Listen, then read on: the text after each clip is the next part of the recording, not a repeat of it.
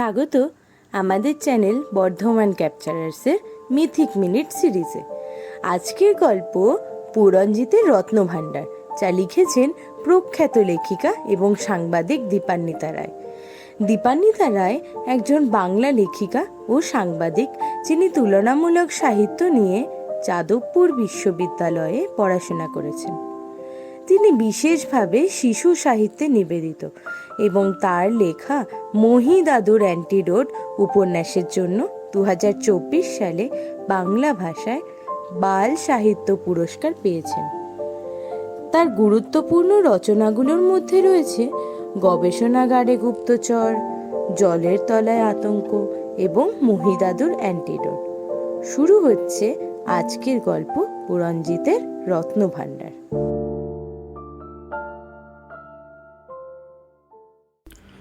শুয়ে আছে তৃণা, মাথার পাশে বেডসাইড ল্যাম্পটা নেভানো। কিন্তু দীপক জানেন তৃণা ঘুমোয়নি, অপেক্ষা করছে কাকামণির জন্য। কাকামণি মাথায় হাত বুলিয়ে গল্প না বললে ঘুমোতে পারে না তৃণা। দীপক তাই হাতের কাজটা দ্রুত শেষ করছিলেন। অফিসে একটা রিপোর্ট জমা দিতে হবে আগামীকাল। বেশিরভাগটাই হয়ে গেছে, বাকিটুকুর জন্য ল্যাপটপের কিবোর্ডে দ্রুত আঙ্গুল চালাতে চালাতে একটা দীর্ঘশ্বাস পড়ল দীপকের। গত 1.5 বছরে তার জীবনটা কি অসম্ভব রকম বদলে গেছে। দীপক ব্যাচেলার মানুষ, মধ্যপ্রদেশের এই ছোট্ট শহরের কলেজে 10 বছর অধ্যাপনা করেছেন। ছাত্রদের ইতিহাস পড়ান, নিজেও সারাদিন ইতিহাস নিয়েই মেতে থাকেন। বিশেষ করে ভারতের বিভিন্ন প্রদেশে যেসব দুর্গ আছে তা নিয়ে দীপকের আগ্রহের শেষ নেই। বহু অজানা তথ্য তিনি সংগ্রহ করেছেন, লেখালেখি করেছেন। ইতিহাসবিদ মহলে দীপক মুখার্জি একটা পরিচিত নাম। এসব নিয়েই দিব্যি কেটে যাচ্ছিল দিন। মা বাবা মারা গেছেন অনেক দিন। তারা 2 ভাই। দাদা ব্যস্ত ডাক্তার, কলকাতায় জমজমাট প্র্যাকটিস। দাদা সময় পেতেন না বলে ছুটি ছাটায় দীপকে চলে যেতেন কলকাতায়। দাদা বৌদির সঙ্গে এস্তার আড্ডা আর তৃণার সঙ্গে হইচইয়ে দিব্যি কেটে যেত সময়। সেই দিনটা এখনো দীপকের স্পষ্ট মনে আছে। বর্ষাকাল, মধ্যপ্রদেশের এই এলাকাগুলোয় বর্ষা ভারী মনোরম। ঝিরঝির বৃষ্টি পড়ছে। দীপকের বাড়িটা শহরের ভিড়ভাট্টা থেকে একটু দূরে। চারপাশটা অনেকটাই ফাঁকা ফাঁকা। বাড়ির কাছেই ছোট্ট টিলার ওপর একটা পুরনো কেল্লার ভগ্নাবশেষ। সেই ভাঙা কেল্লা, সবুজ ঘাস, দীপকের বাড়ির লাল টালির সব কিছুর ওপর বৃষ্টি পড়ছে টুপটুপ। আপন মনে রবীন্দ্রসঙ্গীত গুনগুন করতে করতে হাঁটছিলেন দীপক। এমন সময় বুক পকেটে মোবাইলটা বাজল। অচেনা নম্বর। ফোনটা ধরলেন দীপক। ওপাশ থেকে এক ভদ্রলোক জিজ্ঞাসা করলেন, হ্যালো, হ্যাঁ শুনতে পাচ্ছেন? হ্যাঁ বলছি, আপনি কি প্রতীক মুখার্জির ভাই বলছেন? ভারী আশ্চর্য হয়ে দীপক বললেন, হ্যাঁ, আমি ডক্টর প্রতীক মুখার্জির ভাই দীপক মুখার্জি বলছি। হ্যাঁ, আমি শিলিগুড়ি পুলিশ স্টেশন থেকে বলছি। সিকিম থেকে ফেরার পথে ডাক্তার মুখার্জির গাড়ি অ্যাক্সিডেন্ট করেছে। আপনাকে স্যার যত দ্রুত সম্ভব এখানে আসতে হবে। কয়েক মুহূর্ত কথা বলার মতো শব্দ খুঁজে পাননি দীপক। তারপর কোনো রকমে নিজেকে সামলে নিয়ে বলেন, আর দাদা দাদা কেমন আছে? বৌদি, তৃণা? 3 জনেই শিলিগুড়ি মেডিকেল কলেজ হাসপাতালে ভর্তি হয়েছে। আপনার দাদা বৌদির কন্ডিশন কিন্তু খুবই সিরিয়াস।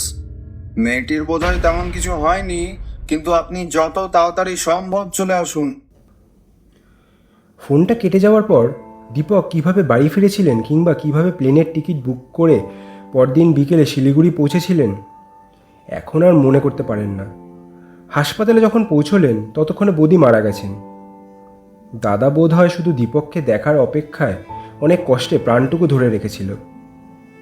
ভাইয়ের হাত ধরে শুধু 2টি শব্দ উচ্চারণ করতে পেরেছিলেন প্রতীক। তৃণা রইল। শিলিগুড়িতেই দাহকার্য সেরে তৃণাকে নিয়ে কলকাতায় ফিরেছিলেন দীপক। তৃণা তখন 11। সিকিম থেকে ফেরার সময় স্কিড করে গাড়ি খাদে পড়ে যায়। সামান্য একটু কেটে ছড়ে যাওয়া ছাড়া তৃণা তেমন কোনো আঘাত লাগেনি। কিন্তু একসঙ্গে মা বাবাকে হারিয়ে অসম্ভব শকে সে যেন একটা পাথরের মতো হয়ে গেছিল। চোখে এক ফোঁটা জল নেই, মুখে একটাও কথা নেই। দীপক সারাক্ষণ আগলে রাখছিলেন ট্রিনাকে। কিন্তু তবু কলকাতায় ফেরা 3 দিনের মাথায় আর একটা ভয়ঙ্কর ঘটনা ঘটে গেল। সকালে ঘুম থেকে উঠে বাথরুমে যেতে গিয়ে পা দুমড়ে পড়ে গেল ট্রিনা। ডাক্তার এসে পরীক্ষা করে দেখলেন যে তার পায়ে সার চলে গেছে। অনেক চেষ্টা করলেন দীপক, অনেক ডাক্তার দেখালেন, কিন্তু কিছুতেই কিছু হলো না। গত 1.5 বছর হাঁটতে পারেন না ট্রিনা, চলাফেরা সব হুইল চেয়ারে। কিছুদিন আগে সুইজারল্যান্ড থেকে একজন বিশিষ্ট চিকিৎসক এসেছিলেন ভোপালে। মানস কুলকার্নি নামে দীপকের একজন ডাক্তার বন্ধু আছেন এখানে। তিনি সবটাই জানেন, ট্রিনাকে খুবই স্নেহ করেন। কুলকার্নি এবং দীপক দুজনে মিলে ট্রিনাকে নিয়ে ভোপালে গিয়ে সেই ডাক্তারের সঙ্গে দেখা করেছিলেন, কিন্তু তাতেও লাভ হয়নি। কলকাতার পাঠ চুকিয়ে দিয়েছেন দীপক। ট্রিনা এখানে স্কুলে ভর্তি হয়েছে, হুইল চেয়ারেই স্কুলে যায়। বাড়িতে লক্ষ্মী ওর দেখাশোনা করে, পড়াশোনা করে ট্রিনা, কিন্তু কথাবার্তা প্রায় বলেই না। খুশিতে ঝলমলে মেয়েটাকে এই বাড়িতে আনার পর একটিবারের জন্য হাসতেও দেখেনি দীপক। ল্যাপটপটা বন্ধ করে উঠে পড়েন দীপক। পায়ের শব্দে চোখ মেলে তাকায় ট্রিনা। দীপক এসে তার খাটের পাশে বসেন। নরম ঋষভের মতো চুলে হাত বুলিয়ে দিতে দিতে বলেন, আজ কিসের গল্প শুনবি মামন? তোমার যা ইচ্ছে। ভাইজির চুলে বিলি কাটতে কাটতে দীপক একটু সময় ভেবে নেন। নিজে ইতিহাসের লোক বলে বেশিরভাগ সময় ইতিহাসের গল্পই বলেন, আবার কখনো নিজের ছোটবেলার পড়া গল্প কিংবা অভিজ্ঞতার কথাও শোনান। আজ বরং তোকে একটা অন্যরকম গল্প বলি মামন। তুই আমাদের বাড়ির পাশে টিলার ওপরে এই দুর্গটা দেখেছিস তো? দুর্গ বলে এখন অবশ্য ওটাকে আর বোঝা যায় না। ভাঙাচোরা একটা ইটের স্তূপ, মাঝে মাঝে দু একটা বুরুজের মাথা। কিন্তু আমার অভিজ্ঞ চোখে প্রথমবার দেখেই বুঝতে পেরেছিলাম যে এই পুরো জায়গাটার পিছনে একটা অতীতের গল্প আছে। সত্যি কথা বলতে কি জানিস মামুন, আমি এই বাড়িটা পছন্দ করেছিলাম ওই দুর্গটা দেখেই। কিন্তু মুশকিল হলো কি, ওটা যে কার দুর্গ ছিল, কতদিন আগে ছিল, সে সম্বন্ধে এখানকার মানুষজন প্রায় কিছুই বলতে পারলো না। দু একজন যা বলল তা একেবারে আজগুবি নয়তো মন গড়া। কিন্তু আমি তো হাল ছাড়ার পাত্র নই, তাই খোঁজ করতেই থাকলাম। স্থানীয় লাইব্রেরিতে ঢু মেরেছি, বয়স্ক মানুষ দেখলে যেচে কথা বলেছি। একটা জিনিস আমার মনে হয়েছিল, এই দুর্গের যিনি অধিপতি ছিলেন তার নাম সম্ভবত ছিল বিক্রম, কারণ এই দুর্গটাকে সবাই বিক্রমগড় বলে। দুর্গের গড়ন আর ইট দেখে আমার মোটামুটি একটা আন্দাজ হয়েছিল যে এটা কোন শতকে তৈরি। তাই আমি ওই বিক্রম নামটাকে আশ্রয় করেই ওই সময় যেসব রাজারা এই অঞ্চলগুলো রাজত্ব করেছেন তাদের সম্বন্ধেও খোঁজ খবর শুরু করি। কিন্তু অনেক চেষ্টা করেও মধ্যপ্রদেশের ইতিহাসে বিক্রম নামে কোনো রাজার সন্ধান পাওয়া গেল না। তারপর একদিন আমার অফিস কলিগ আমায় বললেন, তা ডাক্তার মুখার্জি, আপনি তো বিক্রমগড়ের ইতিহাস নিয়ে খোঁজ করছেন। আমার মনে হয় আপনি একবার অনন্ত দেশাইয়ের সঙ্গে কথা বলুন। আমি একটু আশ্চর্য হয়ে জানতে চাইলাম, অনন্ত দেশাইকে? আরে মশাই, দেশাই সাহেবও তো ইতিহাসের প্রফেসর ছিলেন। আমাদের এই এলাকা নিয়ে উনি কিন্তু অনেক কাজ করেছেন। স্ত্রী মারা যাওয়ার পর ওনার ছেলে এসে ওনাকে নাকি কানাডা নিয়ে চলে গেছিল। কাল আমার স্ত্রীর কাছ থেকে শুনলাম উনি নাকি মাসখানেকের জন্য আবার দেশে ফিরেছেন। আপনি কিন্তু গিয়ে একবার দেখা করে আসতে পারেন। অচেনা মানুষের সঙ্গে দেখা করতে রাজি হবেন? আরে মশাই, না করার তো কোনো কারণই নেই। আপনিও ইতিহাসের অধ্যাপক, উনিও ইতিহাসের মানুষ, সেই পরিচয়ে যাবেন। উনি কিন্তু খুব ভালো মানুষ। আলাপ করুন, আমি বলছি আপনার কিন্তু ভালোই লাগবে। পরদিন রবিবার ছিল। ঠিকানা নিয়ে চলে গেলাম সকালবেলা। শহরের দক্ষিণ দিকে অভিজাত পাড়ায় সুন্দর বাংলো প্যাটার্নের দোতলা বাড়ি। অনন্তদের সেই বাড়িতেই ছিলেন। লম্বা মেধিন চেহারা, মুখে একটা সৌম্য প্রশান্তির ছাপ। আমি বিক্রমগড় সম্বন্ধে জানতে ঠিকানা খুঁজে ওনার বাড়ি এসেছে শুনে মুখে একটা যেন খুশির আলো খেলে গেল। চা আনতে বলে আমার হাত ধরে নিয়ে গিয়ে বইয়ে ভরা নিজের 1.5 তলার ঘরটিতে বসালেন। তারপর বললেন, বেটা, আমি বিক্রমগড় নিয়ে অনেক খোঁজ খবরই করেছি, অনেক কিছু জানতেও পেরেছি। চেষ্টা করেছিলাম জায়গাটাকে যদি একটা ঐতিহাসিক স্থানের মর্যাদা দেওয়া যায়, কিন্তু পারলাম আর কোথায়। কেউ কোনোদিন আমার কাছে জানতেও আসেনি ওই বিক্রমগড় সম্বন্ধে। আমি আবার কয়েকদিনের মধ্যেই বিদেশ চলে যাব আমার ছেলের কাছে। আমার ছেলে আসলে ওখানেই থাকে, আর হয়তো কখনো ফিরবো না। তাই তুমি যখন আজকে আমার কাছে জানতে চাইছো, তখন আমি কিন্তু তোমাকে সবটাই বলবো বিক্রমগড় নিয়ে। চা এসে গেছিল। চায়ে চুমুক দিয়ে অনন্ত দেশাই বলতে শুরু করলেন। সময়টা ওই মোটামুটি ধরে নেওয়া যাক 2য় শতক। তুমি বাপু ইতিহাসের লোক, তাই ভালোই বুঝতে পারছো ওটা হলো গুপ্ত রাজাদের সময়। সেই সময়টাকে ভারতের ইতিহাসের স্বর্ণযুগ অথবা ধ্রুপদী যুগও বলা হয়। সিংহাসনে বসেছেন সম্রাট সমুদ্রগুপ্ত। তারই অধীনে এক ক্ষুদ্র সামন্ত রাজা ছিলেন পুরঞ্জিত।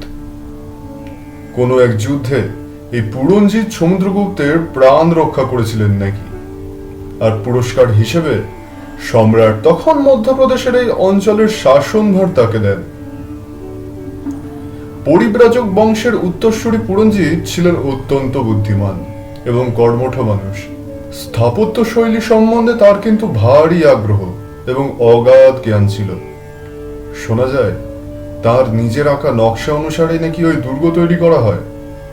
দুর্গটি শুধু দেখতে সুন্দর ছিল এমন না, বসবাসের জন্য কিন্তু খুবই আরামদায়ক। মধ্যপ্রদেশের এই ভীষণ গরমেও দুর্গের ভিতর যাতে শীতল, আরামদায়ক, ঠান্ডা পরিবেশ থাকে তার ব্যবস্থা করেছিলেন পুরঞ্জিত। সেই কারণেই প্রত্যেক বছর গ্রীষ্মের সময় সম্রাট সমুদ্রগুপ্ত নিজে এসে দুর্গে কিছুদিন থাকতেন। পুরঞ্জিত এবং তার স্ত্রী সভ্যার দীর্ঘদিন কোনো সন্তান হয়নি। অবশেষে যখন সন্তান এলো, তখন সেই ছেলের নামেই রাখা হয় বিক্রমগড়। যেই সময়ের কথা এখন বলছিলাম, সেই সময়ে গুপ্ত বংশদের সব থেকে বড় শত্রু ছিল হুনরা।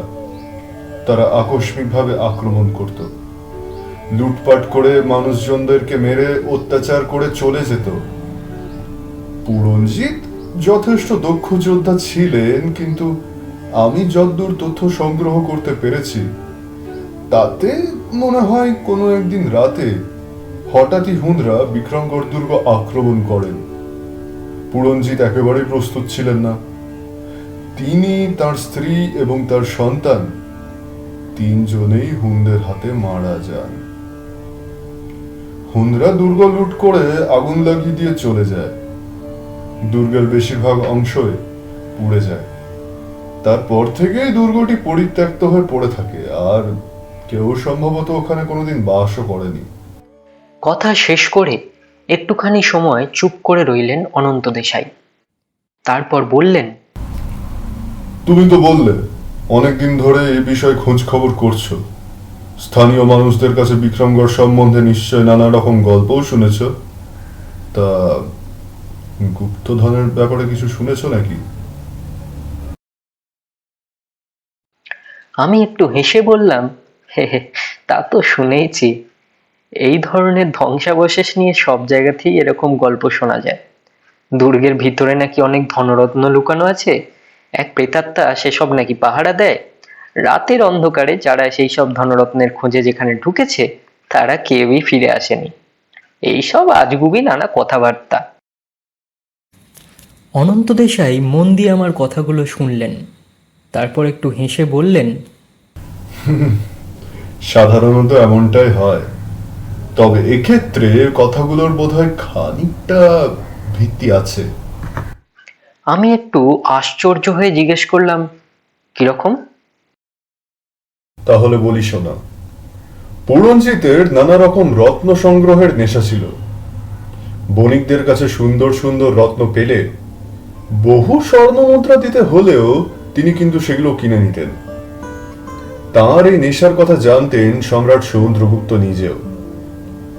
তাই প্রতিবার গ্রীষ্মের দিনগুলি এখানে কাটিয়ে ফিরে যাওয়ার সময় পুরঞ্জিতকে একটি করে দুর্লভ রত্ন তিনি উপহার দিতেন।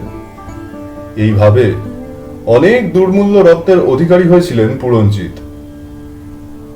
তার দুর্গের ভিতর একটি চোরা কুঠুরিতে সেগুলি রাখা থাকত। এই রত্নের খবর সম্ভবত হুনদের কাছেও পৌঁছেছিল।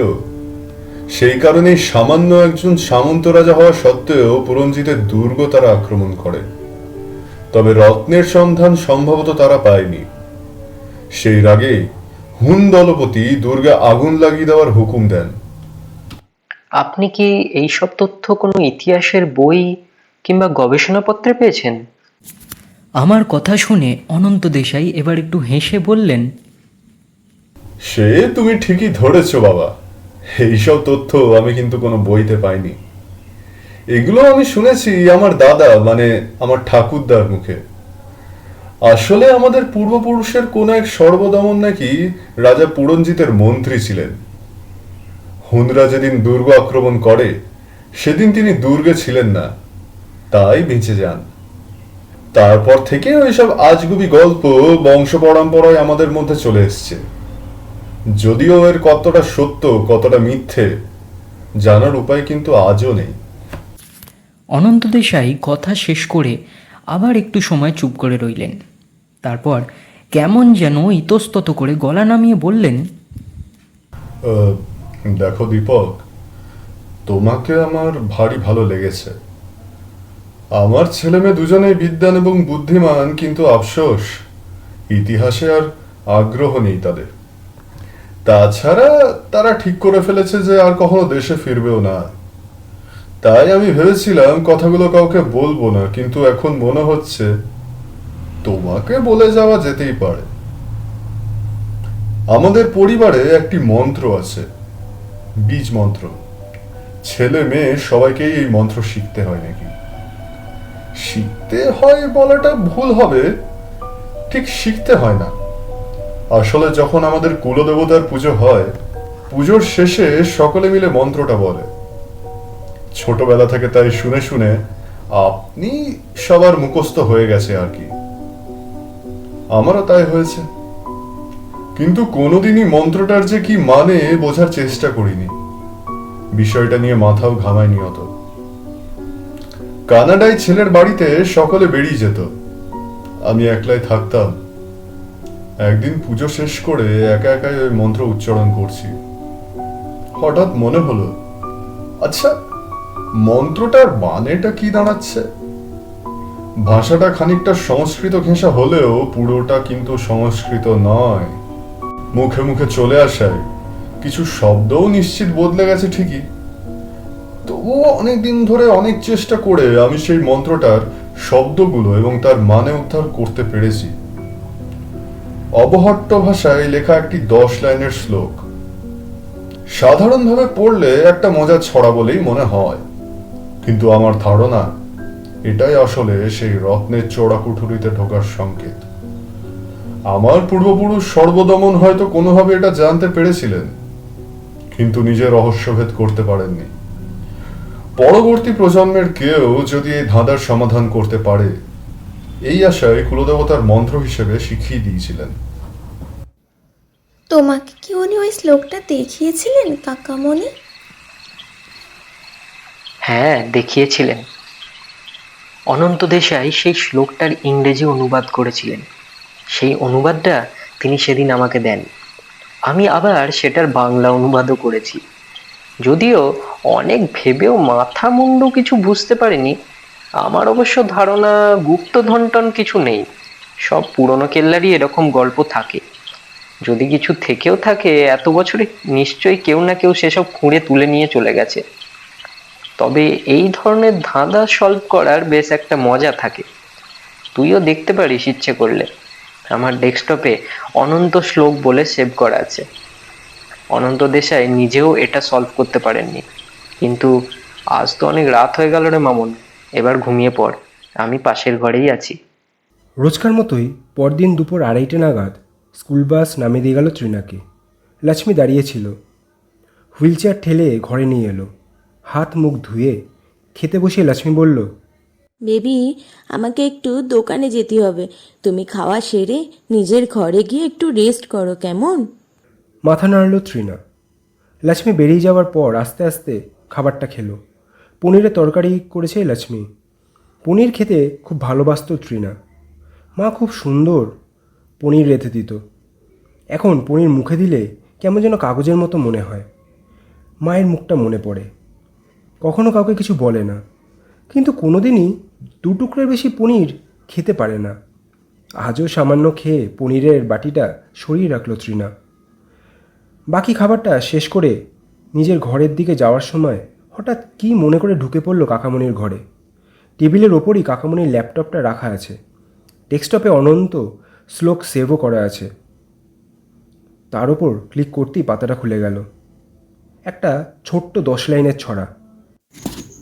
বাবুই বাসায় জোনাক জলে, লাল নীল সব পাখনা মেলে, আলোর কাঠি ভুঁয়ে পড়ে, চোখ ধাঁধাবে দেখলে তারে, কিন্তু তবু নজর রাখো, আলো আধার দুভাগ করো, যেদিন আলোর পাল্লা ভারী, মাঝ দুপুরে করবে আড়ি, রাখবে আলো চুটবে সোজা, নাকটি ধরে সারবে খোঁজা।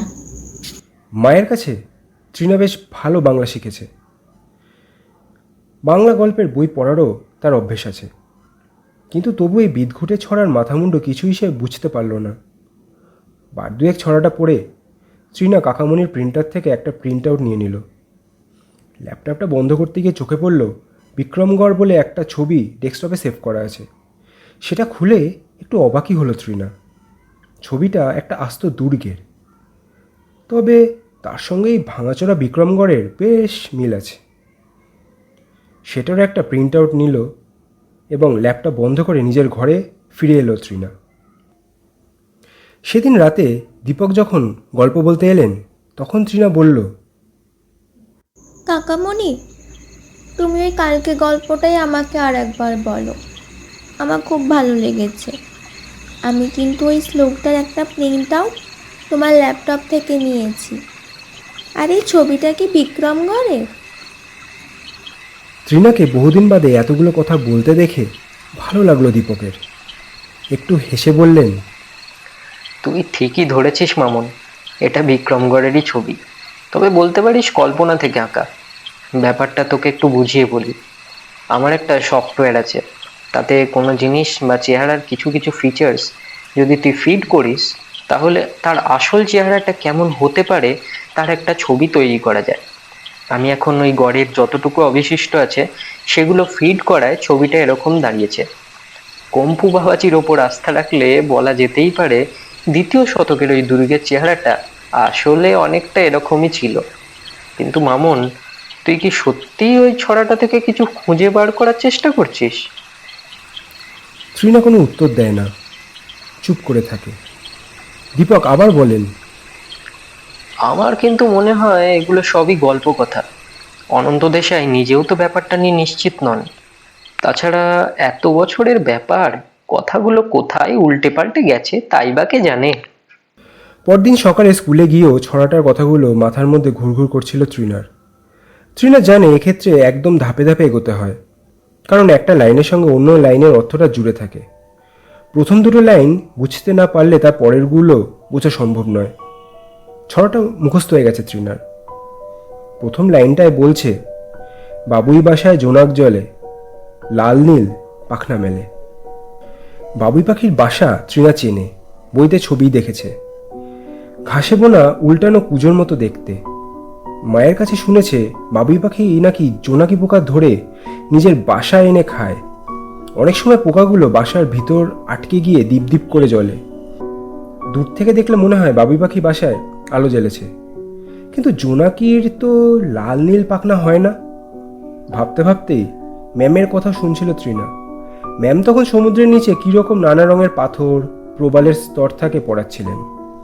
শুনতে শুনতে হঠাৎ তৃণার মনে হলো, আচ্ছা, জোনাকিগুলো যদি সত্যিকারের জোনাকি না হয় রত্ন হয়? রত্নেরও তো গা থেকে আলো বেরোয়, আর সেগুলো তো নানা রঙেরও হতে পারে। মাথার মধ্যে চিরিক চিরিক করতে লাগলো তৃণার। বাড়ি এসে প্রিন্ট আউটটা বার করে কয়েকবার ভালো করে পড়ার পর মনে হলো ঠিকই বুঝেছে। কেউ যাতে সহজে বুঝতে না পারে তাই রত্ন না বলে জোনাকি বলা হয়েছে। আর সেগুলো রাখা আছে বাবুই পাখির বাসায়, মানে পাখির বাসার মতো কোনো একটা জায়গায়, বা পাখি বাসা করতে পারে এমন কোনো জায়গায়। কিন্তু তারপরে দুটো লাইন তো কিছুই বোঝা যাচ্ছে না। আলোর কাঠি ভুঁয়ে পড়ে, চোখ ধাঁধাবে দেখলে তারে। আলোর কাঠি ব্যাপারটাই বা কি, আর সেটা মাটিতে পড়লে চোখ ধাঁধিয়েই বা কেন যাবে? দুর্গের ছবিটাও খুব ভালো করে দেখল তৃণা, কিন্তু কিছুই বুঝতে পারল না। সেদিন দীপক খুব ক্লান্ত ছিলেন, শরীরটাও ভালো ছিল না। তাই তারপরের দিন তৃণা বলল, কাকামণি, তুমি তো ওই দুর্গের ভিতরে গেছো, ভিতরটা কেমন একটু বলো না। দীপক একটু হেসে বললেন, এখনো দেখছি তোর মাথা থেকে পোকাটা যায়নি। আচ্ছা দাঁড়া, ছবিটা দেখিয়ে বলি, তাহলে তুই বুঝতে পারবি। দুর্গটা মোটামুটি 4 কোণা, পুরোপুরি আয়তক্ষেত্র নয়, একটা দিক খানিক বেঁকে গেছে। প্রত্যেক কোণে একটা করে বুরুজ ছিল। তার মধ্যে পশ্চিম আর দক্ষিণ দিকের বুরুজের ভগ্নাবশেষ এখনো রয়েছে। ভিতরের ঘরগুলো প্রায় কিছুই অবশিষ্ট নেই, তবে সিঁড়িটা এখনো কিছুটা রয়েছে। দুর্গের মাঝখানে একটা বড় চাতাল রয়েছে, তাকে ঘিরেই বাকি ঘরগুলো। ওই চাতালটাতে একটা মজার ব্যাপার আছে, আমি আগে কোনো দুর্গে ওটা দেখিনি। চাতালের মাঝখানে গোল গোল আয়নার মতো কাঁচ বসিয়ে একটা নকশা করা আছে। অনেকগুলোই ভেঙে গেছে, কিন্তু বেশ কয়েকটা এখনো আছে। মনে হয় রাজা পুরঞ্জিত বেশ একটু শৌখিন মানুষ ছিলেন, তাই নানাভাবে তিনি দুর্গটা সাজিয়েছিলেন। কাকামণির কথাগুলো শুনছে তৃণা, কিন্তু তার মাথার মধ্যে ঘুরপাক খাচ্ছে পরের লাইন দুটো। আলোর কাঠি মানে কি তাহলে আলোর রশ্মি? সূর্যের আলোর রশ্মি যদি কাচের ওপর পড়ে তাহলে তো চোখে ধাঁধা লাগবেই, কিন্তু তাহলেও নজর রাখতে হবে। তার মানে আলোটা কোন দিকে যায় সেদিকে নজর রাখতে হবে। প্রতিফলন ফিজিক্সে পড়েছে তৃণা। আয়নার ওপর যদি একটা পারপেন্ডিকুলার লাইন টানা হয়, তাহলে আলোর রশ্মি তার সঙ্গে যে কোণ তৈরি করে আয়নায় পড়বে, প্রতিফলিত রশ্মিও ঠিক একই কোণ তৈরি করবে। তার মানে আলোটা একটা ডেফিনিট অ্যাঙ্গেলে যাচ্ছে। সেটা কি তাহলে কোনো নির্দিষ্ট পয়েন্টকে চিহ্নিত করছে? ঘুমিয়ে পড়লি নাকি মামুন? কাকামণির কথার উত্তর দেয় না তৃণা, চুপ করে চোখ বুজে শুয়ে থাকে। তৃণা ঘুমিয়ে পড়েছে ভেবে উঠে পড়েন দীপক, আলতো হাতে ভেজিয়ে দেন ঘরের দরজা, আর অমনি উঠে বসে টেবিল ল্যাম্পটা জ্বালে তৃণা।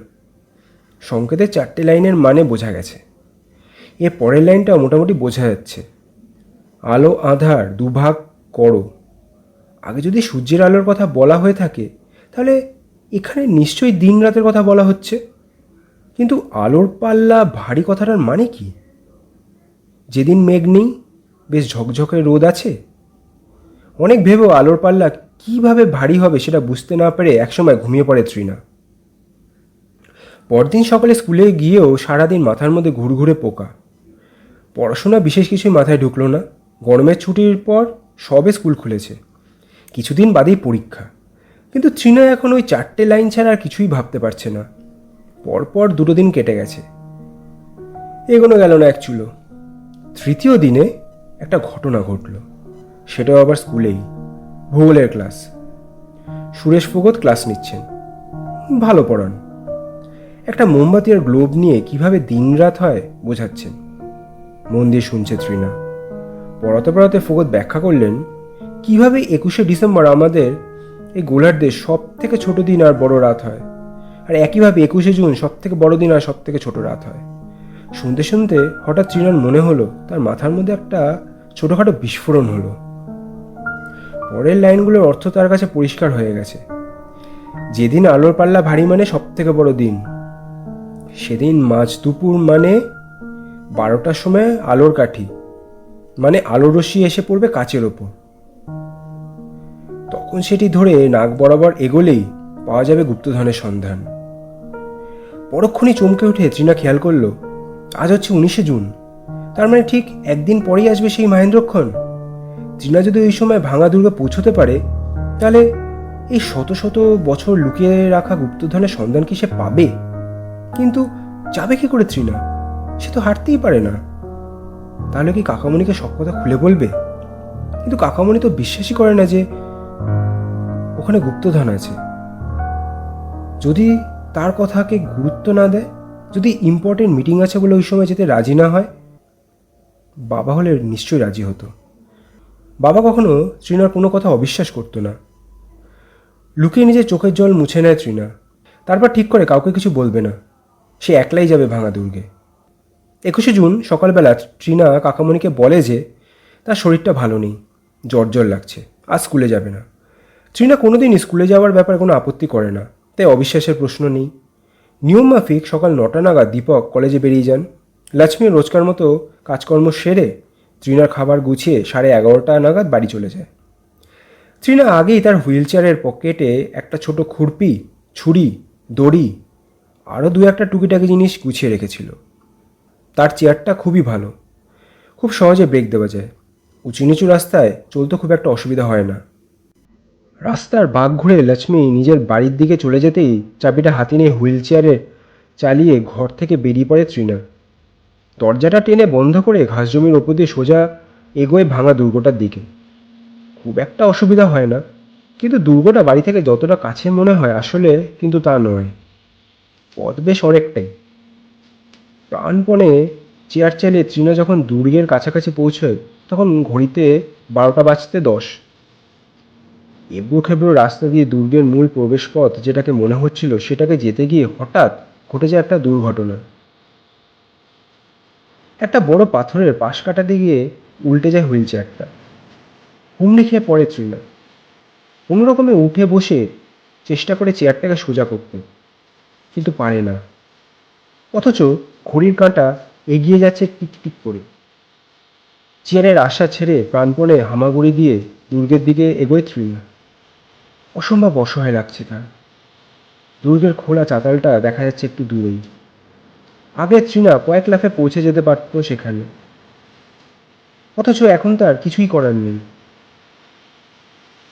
চাতালে যখন পৌঁছলো তৃণা, তখন ঘড়িতে 12টা বেজে 2। সময় পেরিয়ে গেছে। অসহায় কান্নায় দু চোখ জলে ভরে যায় তৃণার। কিন্তু ধুলোমাখা হাতে চোখ দুটো মুছতে তৃণা বুঝে যায় মহেন্দ্রক্ষণ যায়নি।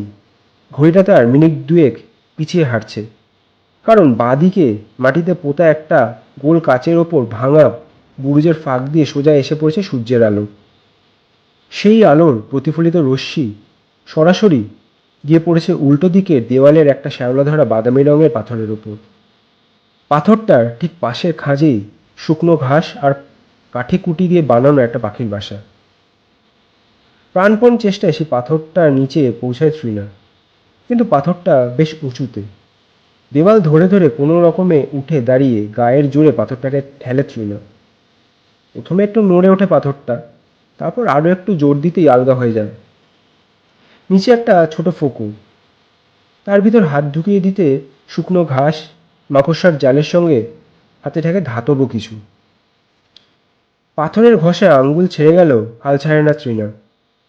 প্রাণপণ চেষ্টায় বার করে আনে একটা ছোট গোল জিনিস, অনেকটা পুরনো দিনের পানের বাটার মতো দেখতে একটা বাক্স, মেটে সবুজ রঙের। বাক্সটা হাতে নিয়ে খুলতে যাবে তৃণা, এমন সময় কি পেলি রে তৃণা? কাকামণির গলা। চমকে গিয়ে তৃণা দেখে ছোট বড় পাথরগুলো ডিঙে এগিয়ে আসছে কাকামণি। কাকামণি, দেখো দেখো, আমি গুপ্তধন পেয়েছি, পুনর্জিতের রত্নের বাক্স। তাড়াতাড়ি খুলে দেখ বাক্সে কি আছে এবার। উত্তেজনায় গলা বুঝে আসে তৃণার। গোল বাক্সটার একপাশে একটা ছোট ছিটকিনির মতো, সেটা ধরে টান দিতেই খুলে যায় বাক্সটা। চমকে উঠে তৃণা দেখে বাক্স ভর্তি তার খুব পছন্দের সুইট চকলেট। এ কি কাকামণি, মণিমুক্ত তো নেই, এ তো খালি চকলেট। তৃণার গলায় বিস্ময়, ক্ষোভ, হতাশা মাখামাখি। গুপ্তধন তো তুই পেয়েই গেছিস মামুন। তুই কি খেয়াল করেছিস যে তুই কেমন আগের মতোই সোজা হয়ে দাঁড়িয়ে আছিস? কেমন দৌড়ে এলি আমাকে দেখেই। চমকে উঠে নিজের দিকে তাকায় তৃণা। সত্যি তো, সে তো আগের মতোই নিজের পায়ে দাঁড়িয়ে আছে। ততক্ষণে হাসতে হাসতে এগিয়ে এসেছেন ডাক্তার কুলকার্নিও।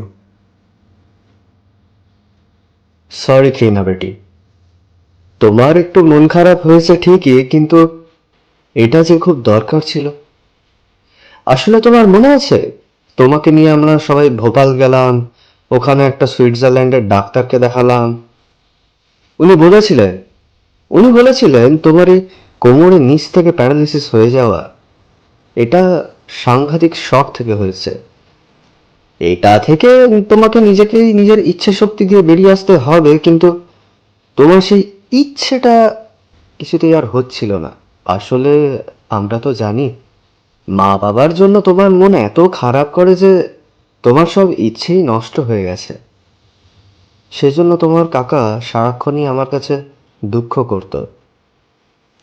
তারপর তারপর একদিন মিস্টার মুখার্জির কাছ থেকে তুমি যে ট্রেজার হান্ট খেলতে ভালোবাসো, সেটা শুনেই মাথায় একটা বুদ্ধি আসে।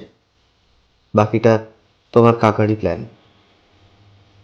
তোমাদের ভূগোলের টিচার সুরেশবাবুকেও আমাদের দলে টেনে নিয়েছিলাম। উনি সেদিন ইচ্ছে করে তোমাদের ওই চ্যাপ্টারটা পড়িয়েছিলেন। আমার ধারণা ছিল তুমি কিন্তু ঠিকই হিন্টটা কাজে লাগাতে পারবে। আর দেখো, তুমি আজকে এখানে। আসলে ওই পুরঞ্জিতের ইতিহাসটা কিন্তু সত্যি মামুন। আমি শুধু গুপ্তধনের ব্যাপারটা তোকে বানিয়ে বলেছিলাম। ওই সংকেতটাও এমন ভাবে তৈরি করেছিলাম যাতে তুই সলভ করতে পারিস। আসলে এখানে মেঝেতে পাতা গোল গোল কাঁচগুলো দেখেই আমার সংকেতটা মাথায় এসেছিল। তবে তোর যাতে আমার উপর কোনো ভরসা না থাকে, সেই জন্য ইচ্ছে করেই বারবার বলতাম ওই গুপ্তধনের কথাই আমি বিশ্বাস করি না।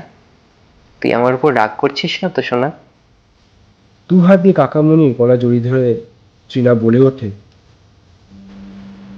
একটুও না, আমি তো আবার হাঁটতে পারছি। আমি তো জানি এবার আমি সত্যিকারের গুপ্তধনের খোঁজেও বেরোতে পারবো।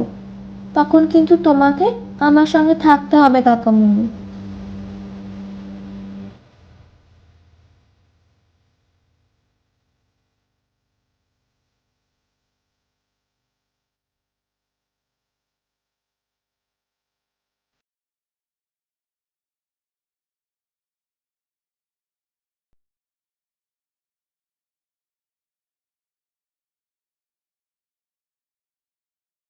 শেষ হলো আজকের গল্প।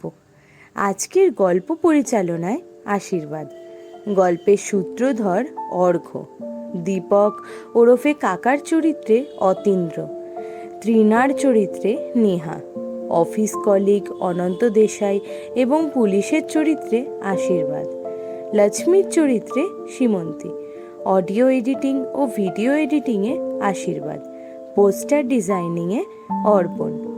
আর আজকের গল্পের উপস্থাপনায় আমি সীমন্তী। আমাদের সঙ্গে থাকার জন্য ধন্যবাদ। নতুন গল্প ও ভিডিওর জন্য আমাদের চ্যানেল বর্ধমান ক্যাপচারার্সে অবশ্যই সাবস্ক্রাইব করতে ভুলবেন না। দেখা হবে পরবর্তী কাহিনীতে।